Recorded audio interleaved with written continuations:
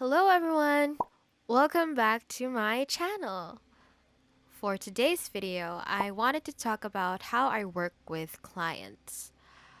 I think what I'm going to share is important because it makes your client experience a better service, to which may possibly make them a loyal client.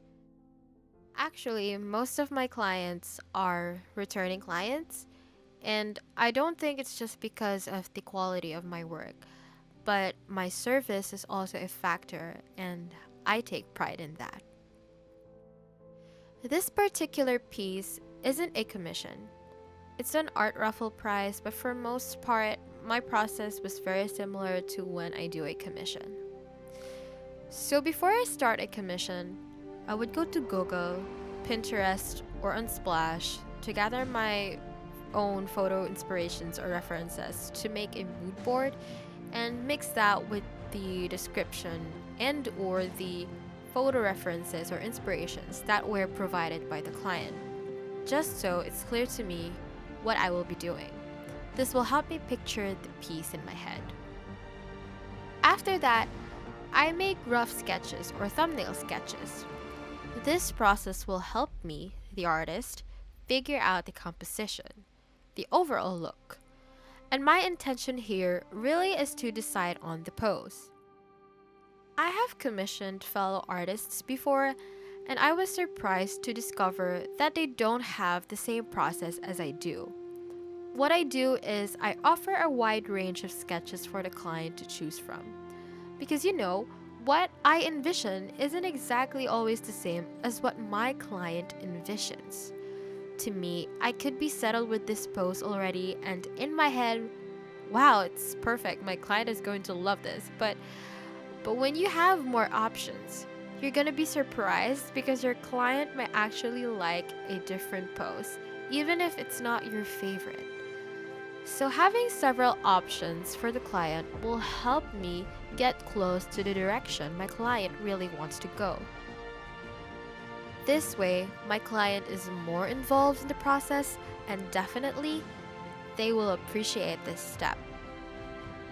I didn't really learn to do this from anywhere. It's just that in college, I had a graphic design or branding class, and before we finalize anything we work on, we would always have to get feedback from our professor. So I guess that's why my commission process is the way it is. That's how I started to practice this kind of process. And honestly, from a buyer or commissioner perspective, I appreciate having options because, like I said, when I commissioned artists before, there were instances when what they drew wasn't exactly how I wanted it to look. Not art style wise, but just the placement. Stuff like that. You getting me?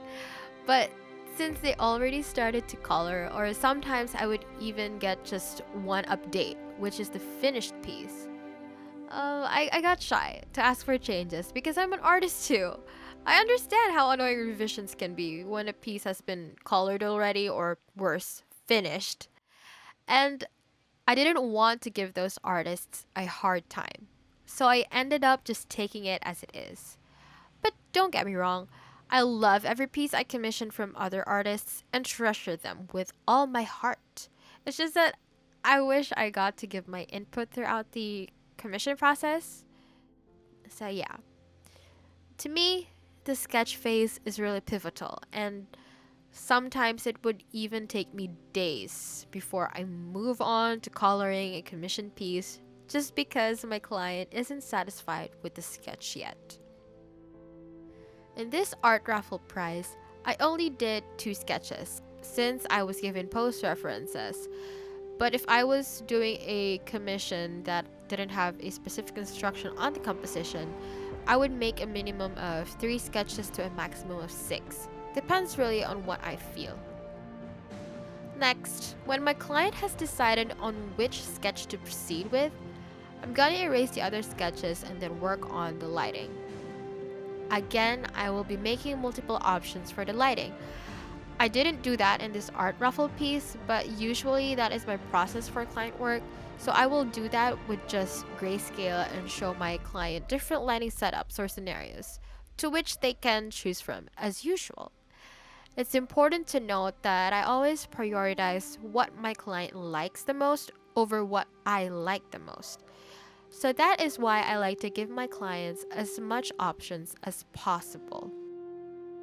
When that's done, and my client has decided on the lighting, I can finally breathe and work fast. Oh, I forgot to mention, when I send updates to my clients, I always put a huge watermark and lower the quality. That's always a good practice, so keep that in mind. Anyway, after the lighting, I start to add colors. Usually, I will send updates again for approval on the colors I picked, but there are times I don't do that when the colors are really just simple and straightforward. Ugh, and straightforward for that drawing. So, if it's absolutely necessary, before I proceed to render, I will send an update. And if it isn't necessary, I go ahead and start rendering. At this point, it's all just me now working on the drawing. I would still constantly keep in touch with my client during this time, like maybe I have a schoolwork that needs to be prioritized, then I will inform my client that they may receive the commission much later. I just like to assure my clients that I'm not forgetting about the work they paid me to do, and honestly, it's so heartwarming to see how patient, generous, and understanding clients can be. More than the service, more than the artwork, I am able to build a connection with my client, and that just makes the entire process a lot lighter and enjoyable. Of course, I keep a professional attitude all throughout, so I also get the respect I deserve, not just as an artist, but as a human in general. So yeah, when I'm done rendering, that's it. I send a final update to my client and hope for the best. Hope they like it and approve of it, which 99% they will, since they've been basically with me during the entire process. Sometimes it can be frustrating and I can get impatient, especially during the sketch phase, because I might not get the details correct immediately, which makes the commission to take longer to finish. But I think overall it's worth it, because in the end, my client loves what I did, and that matters to me. So that is my entire commission process. I hope you guys learned something from today's video and enjoyed it. For the next video, I'll try to record a tutorial instead of a speed paint. So if you have suggestions for the tutorial, feel free to leave a comment.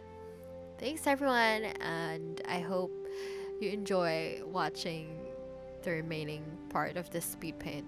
So keep safe. Bye.